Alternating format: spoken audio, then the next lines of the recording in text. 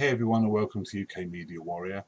We're reviewing Season 7, Episode 3 of Game of Thrones, The Queen's Justice. Okay, if anyone has watched my last two reviews, they will know how disappointed I have been with this season of Game of Thrones so far. This episode, unfortunately, hasn't really helped my opinion. And yes, I know what you're all going to say. What does it take to make this guy happy? We finally get Jon and Daenerys in a room. You know, we get Castle Rock is being taken. Euron's captured Yara and Alaria's Sand are brought to Cersei. What does it take to make this guy happy? Why doesn't he like Game of Thrones now? It's a fair question. Absolutely is. The last two, what I think the underlying thing here is HBO seem to have just abandoned this show. I don't think there's any doubt now that this is very low on HBO's list of priorities. They're focusing on new shows that are going to come in to take its place. This has done its part for them. They've had 6 seasons of Game of Thrones that have been critically and audience reviews have been through the roof, and it's made them tons of money. And so that it's fine. It's on the back burner for them now. They don't really give a shit about Game of Thrones anymore. They've obviously lowered the budget. They've lowered the amount of episodes per season, even though the showrunners claim that was from their request.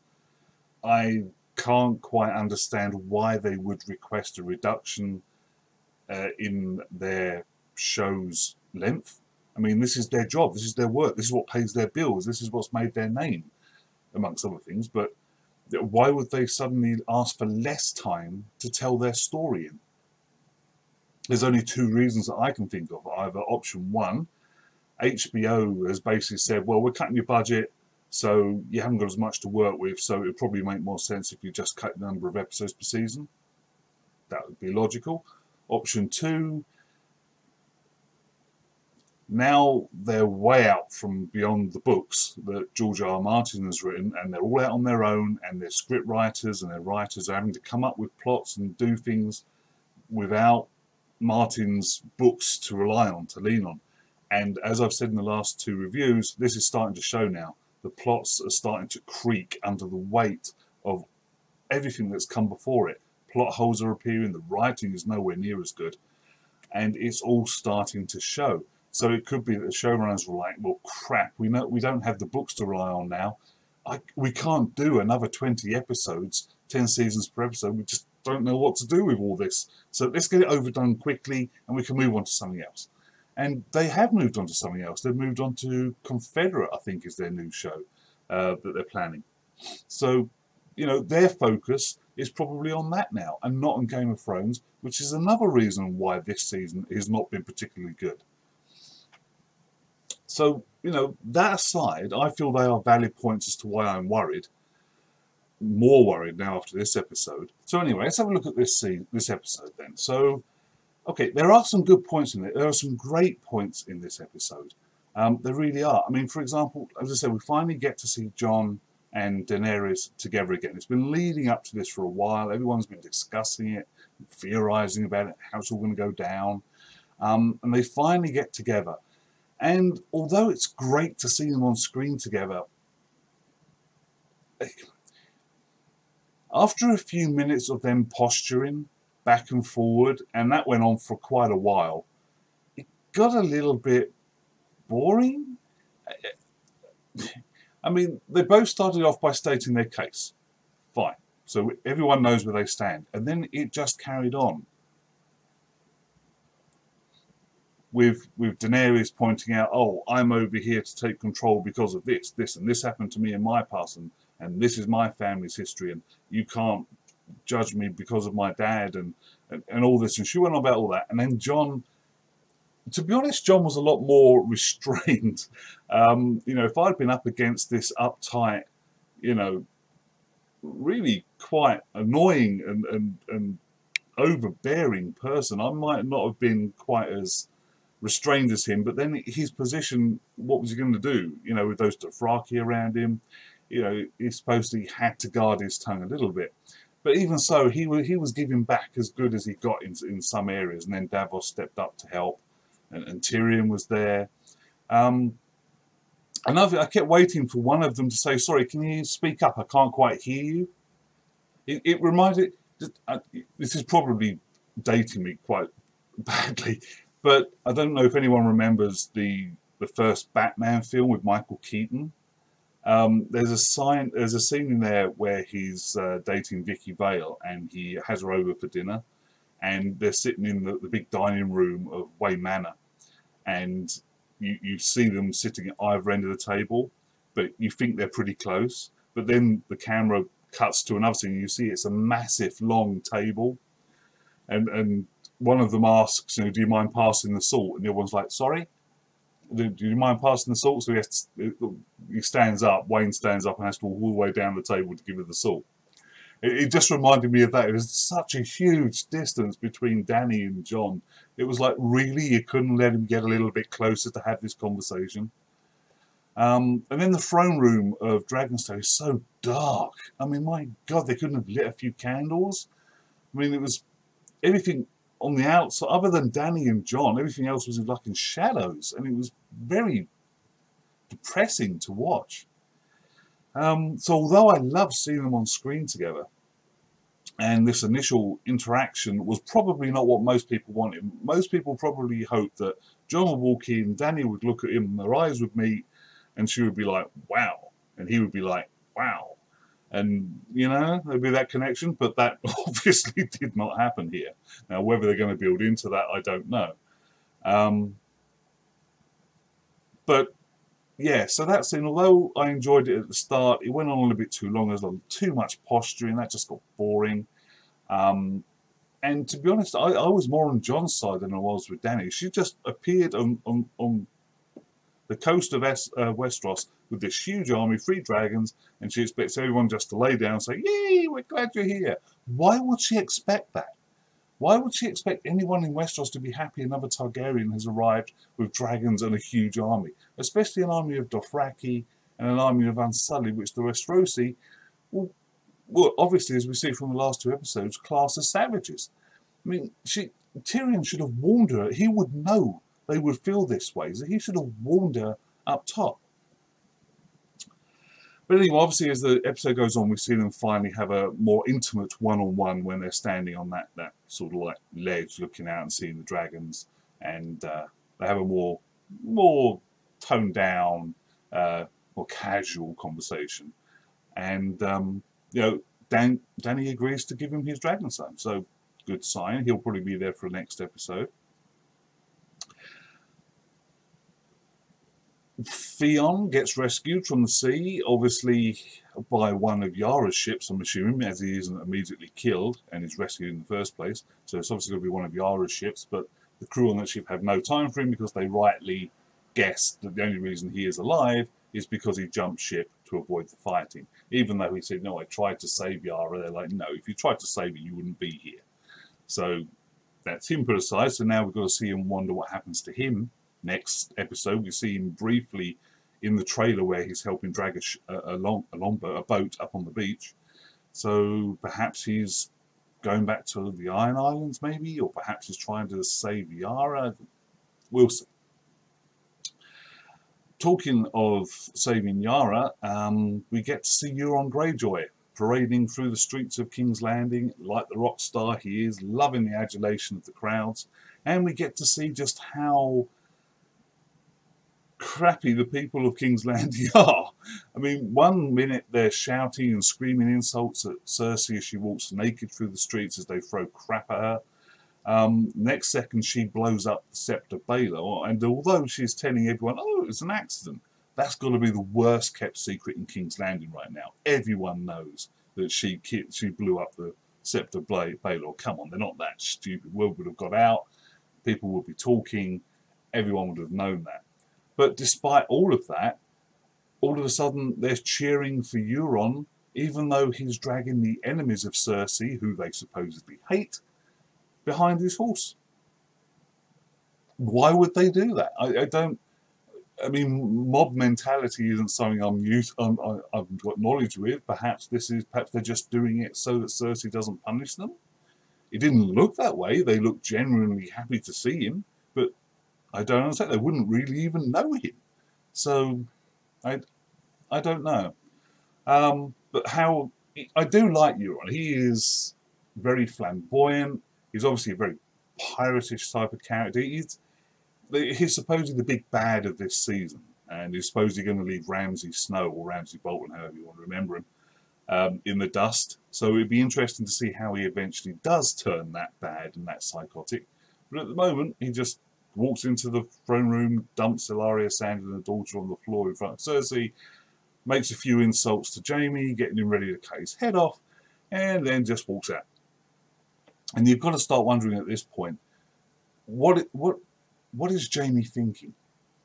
You know, because, I mean, Cersei goes down to the dungeons and basically kills Ellaria's daughter with the kiss, as Ellaria had killed Myrcella, her daughter, with the kiss. And it was a very, very tense scene all the way through it. It kept cutting to the mountain standing there. And you kept thinking, oh, what's Cersei going to do? We know this daughter's dead. We know she's going to kill Ellaria's daughter in revenge for Ellaria killing her daughter. We know that. But how is she going to do it? Is it going to be the mountain? We keep seeing the mountain hovering there. Is he going to come in and do something? But then Cersei's like, you know, I thought about having the mountain crush her head like he did with Oberyn. And then I thought, no, she's got such a pretty face. And she just grabs her and kisses her. And obviously Ellaria immediately realizes what she's done. But then that's backed up when Qyburn, you know, acknowledges that Cersei was using this poison on her lips to kill Ellaria's daughter.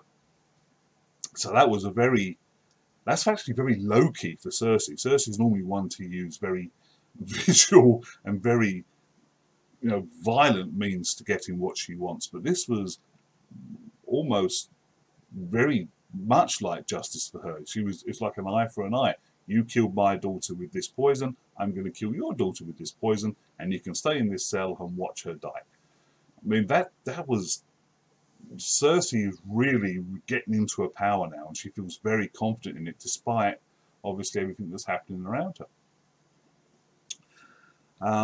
We go to Winterfell, where we see Sansa and Littlefinger again. Littlefinger's become really useless in this season so far. We're used to him scheming and having plans going on behind the scenes, and him being a mover and shaker of things in the shadows and always having a plot. We're 3 episodes in to a 7-episode run here, and so far he's done nothing other than lurk in the background and whisper inanities into Sansa's ear. I mean, he hasn't really done anything at all, which is rather annoying because I quite like the character. I like to see where he's going, but unless they can do something with him in the short term, he's pretty much going to lose everyone who liked him. He hasn't been doing anything. But then we have Sansa walking through Winterfell, showing that she's a leader. But the problem with that scene was the way they did it. It was like banging us on the head to force us to see that she has actually become this leader now, that she can take charge of the castle, that she knows what she's doing. But the way they do it is so obvious and so slammed in your face. It's like, oh, we've got a bad winter coming. We should get all the castles to be sending their grain to us because everyone's going to be coming here for shelter. Yeah, Winterfell's been around for generations. You don't think these people know how to deal with a winter when it arrives? You don't think they already know what to do? They don't need you telling them. They shouldn't need you to tell them. But obviously, for the sake of characterization for Sansa to show that she's grown into the role, they're going to be dumbed down to a point where Sansa's advisors in Winterfell are so stupid they don't know how to prepare for a winter, even though they most certainly would. Equally, when she moves through and she sees that armourer beating out breastplates, he's obviously a very good armourer, those breastplates look really, really good. And yet she's saying to the guy next to her, shouldn't they have leather on the inside as it's going to get very, very cold? And he's like, yes, they should. And he goes off to admonish the smith.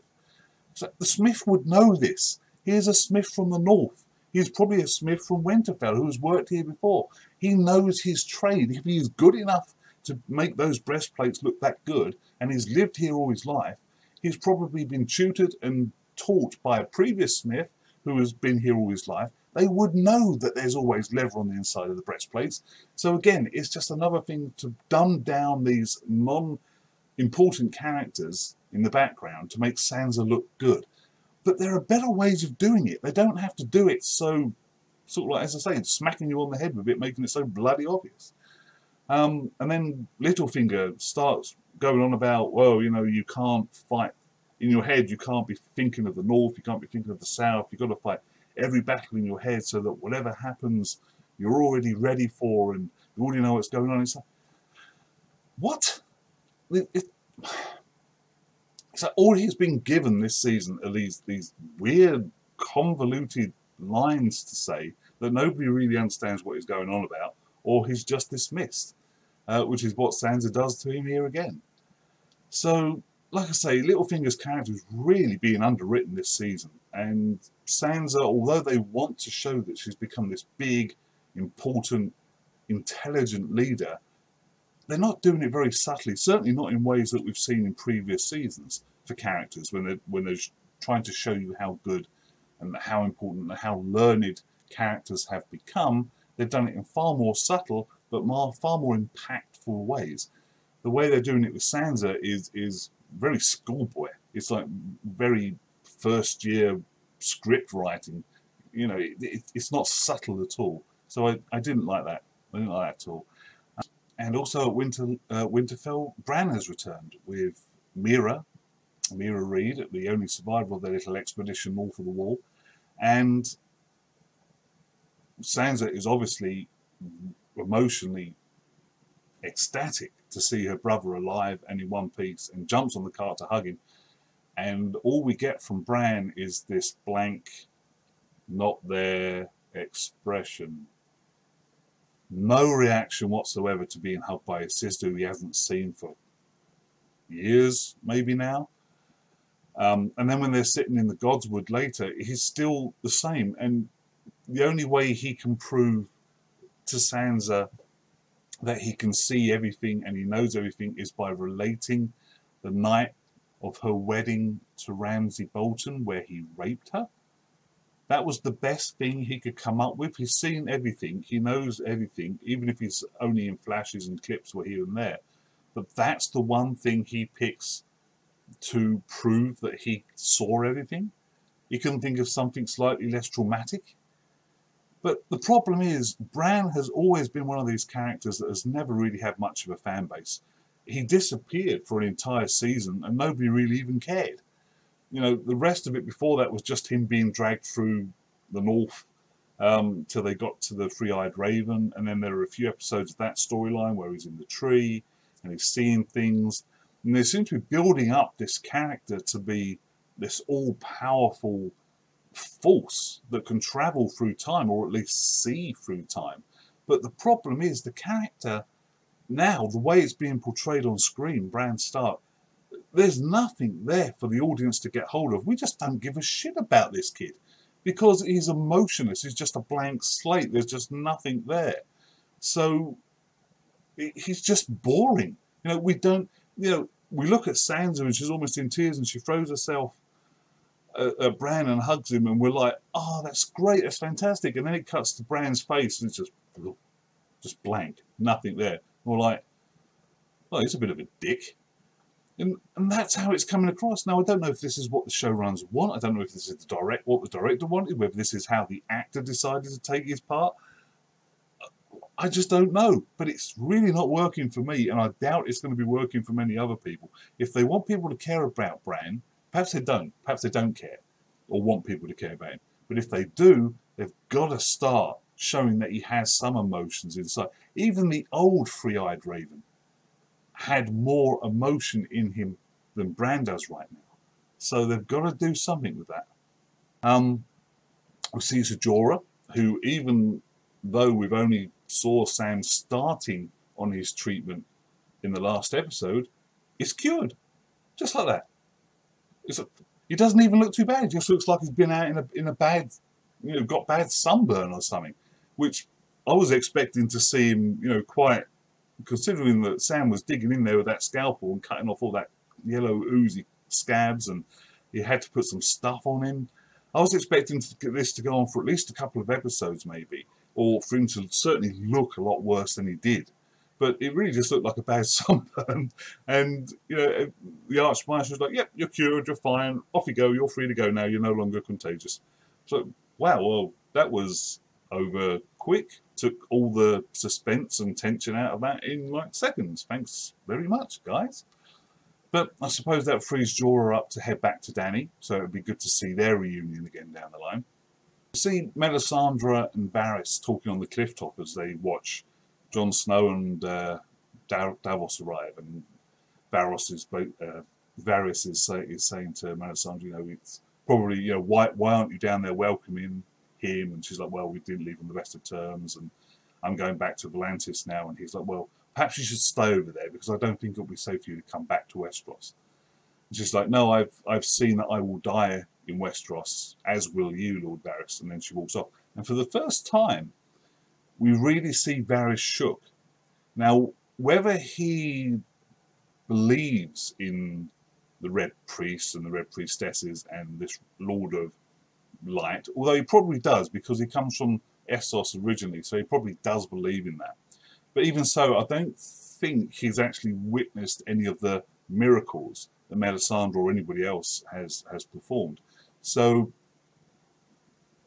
for him to hear these words from her, and they obviously impact him, he looks for the first time, he's actually realizing his own mortality.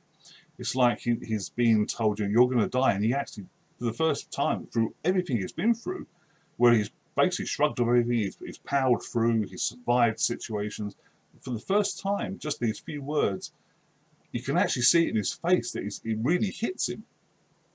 So I like Varys right now.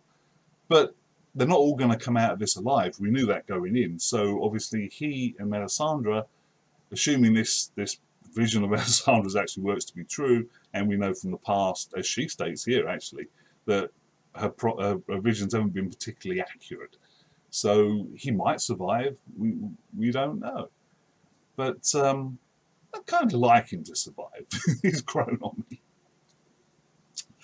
But then we get to, we see Casterly Rock, and obviously Tyrion and Dany and everyone standing around the painted table at Dragonstone, and Tyrion's talking about his plan, how they're going to smuggle him through the sewers, open the doors from the inside, and then the outside are going to pour in and take the castle, which is what actually happens.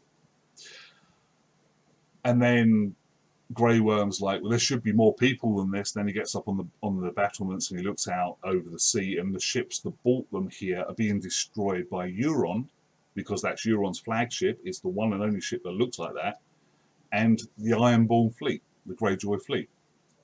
And by the way, just how did Euron manage to get himself and his fleet all the way back to Casterly Rock in time to intercept the Unsullied and their fleet?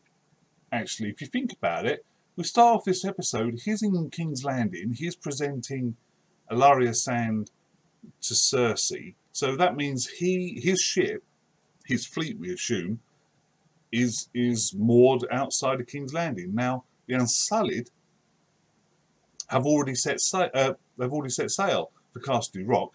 We know that because there are no Unsullied on Dragonstone. When Jon Snow and Davos arrive, there are only Dothraki on guard. So we know all the Unsullied have already set sail. So if they've already set sail, Euron attacked Yara's fleet, destroyed it, took her captive, sailed back to King's Landing, presented her to Cersei, got back on his ships, went all the way back around the coast, back to Casterly Rock in time to intercept and take out all of the Unsullied ships. How? I mean, I know they're saying, oh, you've got to ignore that. You're not taking into account how we're moving time around in an episode. Fine. If you want us to do that, give it some form of structure. Give us something to work on. You can't just have people, entire fleets of ships, popping up wherever you like, all over the damn map, because it works good for your plot. You've got to give us some reason. You can't have things happening in one timeline here and then jump 5 weeks or whatever over there and then come back again for something else. No show does that. Or if they do, they certainly don't do it to the extent of this one, and they don't do it as badly. So now the Unsullied are now stuck in Castle Rock with no supplies, no support, and the only way of getting back to Dany is to march across Westeros, a hostile continent. Now, I'm not normally one to say I told you so. Okay, I am one to normally tell you I told you so. But, to be fair, I've been calling this since Tyrion first announced his great military strategy. The second I heard it, I was telling everyone that would listen, this is stupid. This is not going to work. This is the worst military strategy I have ever seen. And I can't believe that nobody was around to tell him how bad this was. But obviously everyone just thought he knew what he was doing. But I said from the get-go, at the moment Dany's got all of her army together, she's an overpowering force, use that, land it on Westeros and just bulldoze through any resistance using all of your army in one place where all your advantages are. Instead, Tyrion split up the army, made them totally unable to support each other because there was a hostile continent between them, and left the fleet that took the Unsullied defenceless almost, vulnerable to the Iron Island fleet. And the Iron Islands are just north of Casterly Rock. If you look at a map, they're literally just north. So to sail a fleet that close to the Iron Islands, where you know there are enemy pirates, to land them at Casterly Rock, which has no strategic value whatsoever, as Jaime points out when he's talking to Olenna later on, it just made no sense whatsoever. And exactly what I said was going to happen, happened. The fleet was destroyed by the Greyjoys, and now the Unsullied are stuck. And they've captured a castle that has no strategic value. Jaime wasn't worried about it. Cersei isn't worried about it. It was just a pointless military exercise, which, to my mind, the only reason they've done this is because when they originally looked at this, they probably started this season, they were sitting around a writer's room, they probably started this season thinking, crap, we have really overpowered Dany. She's got like 8,000 Unsullied, she's got her 3 fully grown dragons, and she's got nearly 100,000 Dothraki and this huge fleet. How is anyone in Westeros going to be able to defeat this? So they probably wrote themselves into this corner at the end of season 6. So coming into season 7, they're like, we've got to figure out ways of making this more of a balanced fight. First way, make Tyrion give this crappy plan and make everyone agree with it, and then for it to fall apart. So that brings them back onto an equal playing field. The only thing that Dany has now got for her, she's got no fleet. All of her ships are now destroyed. For some reason, the Dornish, even though their leaders have been killed or captured by Cersei, they seem to be out of the story completely now. The Dornish army is still in one piece back in Dorne, but they're obviously not going to play any more part in this story by the look of it. This entire series has downplayed Dorne, and basically now they've just kicked it to the curb, and we're not going to worry about that anymore. So that's the Dornish army is gone. So Dany hasn't got that. We see the Tyrell army, which is supposedly this powerful force, this powerful army in Westeros. Where are they? Highgarden gets taken out by the Lannister army, seemingly no problem whatsoever, even though when you think about it, the Lannister army should be really under strength right now. It's already been through a long war with Robb Stark, and they lost a lot of men because, if you remember, Robb Stark won a lot of battles, and if you're winning a lot of battles, that means you're causing a lot of casualties on the other side. So the Lannister army right now should be really smashed. They should be worn out, they should be exhausted, they should be under strength because of all the casualties they lost. They haven't had time to replace them in the months that have gone by since Robb Stark's death and the end of the Civil War, if you want to call it that. People don't grow up that fast to replace the losses. So to say that the Lannister army is this incredible, powerful force that can just steamroll over the Tyrell army, which up until this point has always been declared as one of the most powerful armies in Westeros. It doesn't make any sense. And then you have poor Olenna, who is one of the best characters in this series. At least she goes out on her own terms. I'll give her that. And she went out with style. Yeah, I mean, she just... Jaime poisons that, says it's painless, and she just necks that glass of wine in no time. So, yep, fine, I know this is the end for me. I'm an old lady, I've got no problem. My family's gone, my kids are gone, I've lost everything, so fine. Knocks down the wine, but gets the last word by telling Jaime that she was responsible for killing Joffrey, his son, and to make sure Cersei knows it was her. You know, God, I love that character. I love Olenna. She's absolutely fantastic. So yeah, so there you go. As I say, some good points. I like the fight scene, the very short fight scene of the Unsullied attacking Casterly Rock. But considering it had been teased for months now in all the trailers leading up to this, I was expecting something big, something on the lines of the Battle of the Bastards, maybe.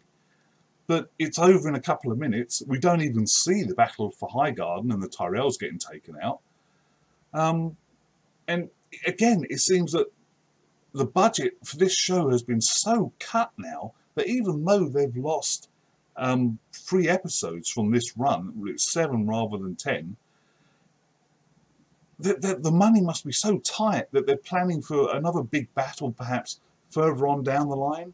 Perhaps the one where we see in the teaser trailers that we've seen previously, where we see Jaime riding along a beach with or riding over grass that's on fire with a spear under his arm, and we see the Dothraki and the dragons. Perhaps that's the big battle that they're saving up all this money to show us. But the problem is, everyone was expecting this season and next season, which is even shorter, to be full of these big money events. We wanted to see them. They teased us on this for months. And because everyone knew that these were going to be smaller seasons, we expected the money would go further, so we would see more big scenes. And we're just not getting them. And that's my problem here. That's my big problem. HBO have just kicked Game of Thrones in the nuts, and they said, we're not interested anymore. We've cut your budget. We've cut your seasons. We don't care about you. Just play out. Be done. We're moving on to our next big season. And that is obvious now. And the script writing is terrible. The actors are trying to do the best they can with what they've been given, but in places that's starting to wear a bit thin. It's just that these writers don't know how to continue the colourful, lavish, intriguing storyline that they've been showing us over the last 5 or 6 years.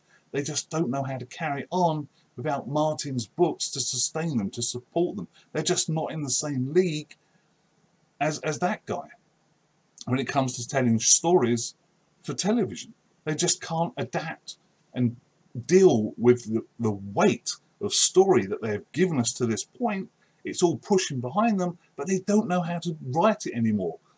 They don't have anything to base their episodes on, so you've got these writers who are used to just doing normal TV, basically just writing TV scripts, which would be fine for any other thing, but this is Game of Thrones and we expect better, and we're not getting it because they're just not up to it. So I like this episode, but as you can see, there are some points I really didn't like. How to rate this one? It's very tricky. How am I going to rate this one? It's going to have to be 7 out of 10 dragons for this one, I'm afraid. So there you go. I'm going to give this one, again, I'm going to give this one 7 out of 10 dragons, as I've just said. Last week's was 7.5. This episode was pretty much the same. Again, lots of talking, longer scenes of talking, but again, lots of talking with, at the end, a small little battle scene, and that's supposed to be enough for us. And I'm sure it is enough for us for a lot of people. I mean, I looked at the critical response for this episode, and all the critics love it. So once again, I seem to be in the minority here. I'm used to that by now. But anyway, that's it for this episode. Thank you very much for watching. If you would be so kind as to please subscribe to my YouTube or perhaps share this video on your Facebook. But until next time, you guys take care and I'll see you for the next episode.